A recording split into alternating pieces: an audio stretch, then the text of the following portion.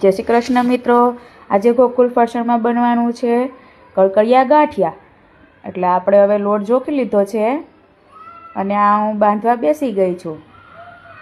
સરસ રીતે મસ્ત બંધાઈ જાય એટલે પછી બધોય ભેગો કરીને મસળી લેવાનું છે।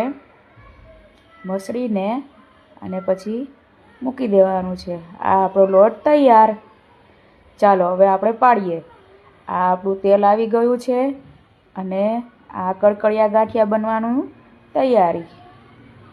આ આપણા ગાંઠિયા પડી ગયા છે અને હવે આ સરસ કડકડિયા અને મસ્ત ચા સાથે ખવાય એવા ગાંઠિયા તૈયાર થઈ જશે।